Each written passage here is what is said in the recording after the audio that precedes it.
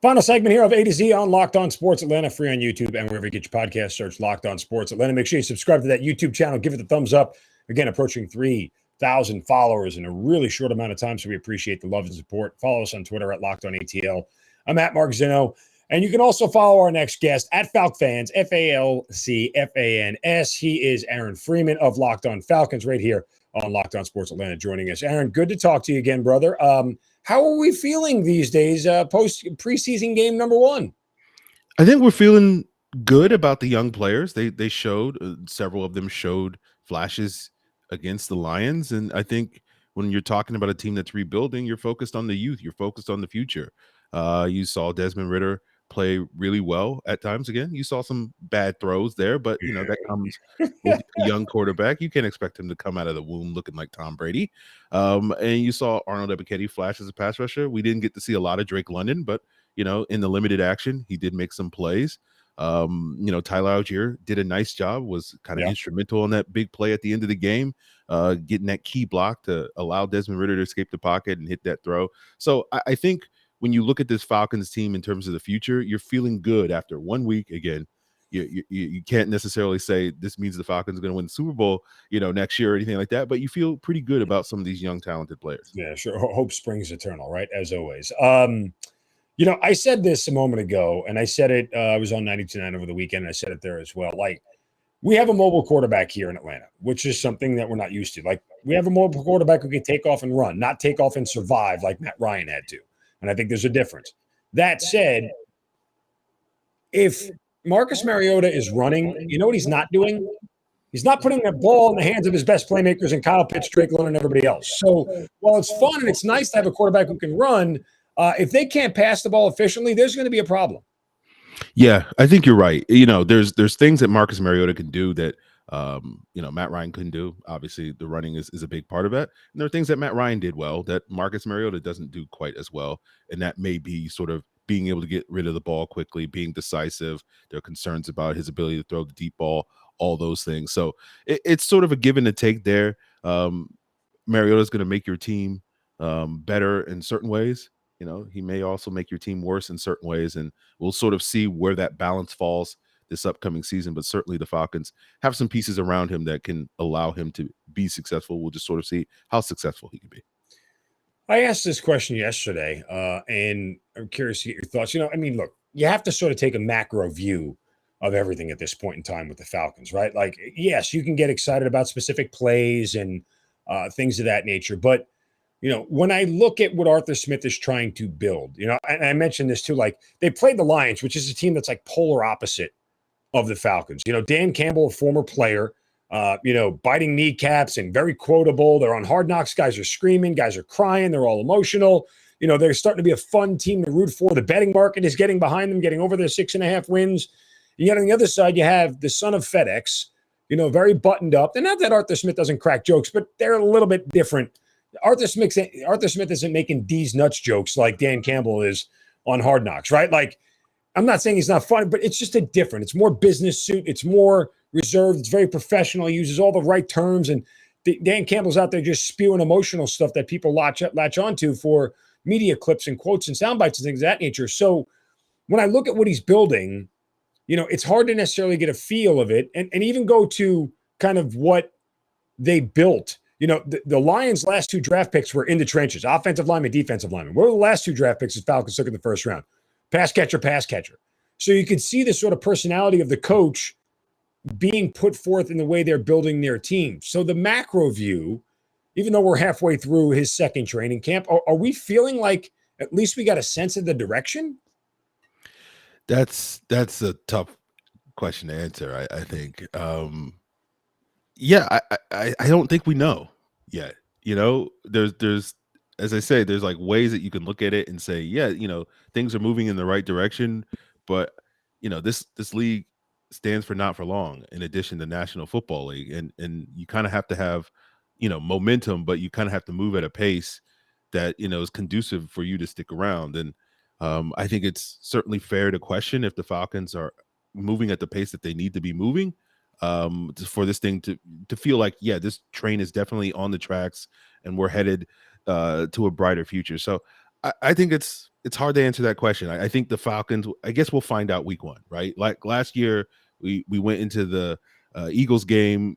I certainly thought they would be very competitive and win that game, and then they kind of got the you know doors blown off of them by the Eagles in that game. And so I think week 1 against the Saints, it's a division rival. It's a beatable team, but it's kind of a team that's sort of built to prey on the Falcons' weaknesses. The Saints are relatively speaking strong in the trenches, good defense, all those various things. So I think, after, September 11th, when week 1 of the season happens this year, we'll kind of have a better feel for where this team is at. So we'll just have to wait and see, I guess. No, and honestly, I think that's fair. Like, I don't know that there's necessarily a seminal moment or something you can hang your hat on at this point in time that makes you feel like, okay, this is, the direction of this team and the identity. And that goes back to, like, every team in the NFL that's good has an identity. And if you ask people about it, you know exactly what they are. Ravens, it's defense. It's Packers, it's their quarterback. It's Aaron Rodgers. I mean, there are so many things out there that you can kind of label teams with, and the Falcons don't have that yet. Doesn't mean they're not going to get it, but I think you're right. Like, we have to actually start to see, and I've said repeatedly, all I want them to do is be competitive. I'm not really worried about wins and losses at this point in time. There's still too many things in a huge state of flux, and clearly they've been able to amass bodies, but we don't know if they're talented bodies enough yet to win football games on a regular basis. But if you can find guys who can be competitive, then you have a chance to at least start building on something next year when the books open up and you have more cap space and everything else. Absolutely. Yeah. It's all about momentum. Right? That's, I think, what you're looking for this season. If it doesn't necessarily result in the amount of wins that I think people are hoping for, that's fine. But if you can feel like, okay, this thing is moving in the right direction by the time we get to the end of the season, and once you get, that cap space and you can start, plugging holes and spending money to plug some of these holes, you have another draft haul. They showed this past year that they can bring in talent. That was kind of a question mark after last year's draft. No offense to Kyle Pitts, but we had a lot of concerns about a lot of those draft picks a year ago. And this year, again, it's early, but you feel a lot better about their ability to draft. And so there is reasons for optimism for the future. We just kind of have to see, sort of between now and then, can they put a good product on the football field? And I still question the defense more than anything. We spent so much time focusing on the offense and Mariota and Pitts and everything else, but Dean Pease went on this long rant a couple of weeks ago at training camp about how he's tired of hearing about how bad the Falcons are on defense, and they want to build a top 10 defense and everything else.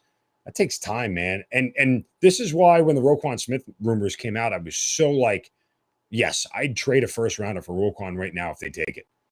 You're one of the few teams that can sign him long term, but Dean Pease has a record. Teddy Bruschi was his anchor in the middle on the Patriots championship teams. Ray Lewis was an anchor on the Ravens championship teams. Now, the Titans really didn't have that anchor in the middle. He was only there for, I think, 2 or 3 years, but they had a lot of young talent. But regardless, go get that anchor, man. And if the Bears would be willing to do it, I would offer a first for him. In a heartbeat, I would.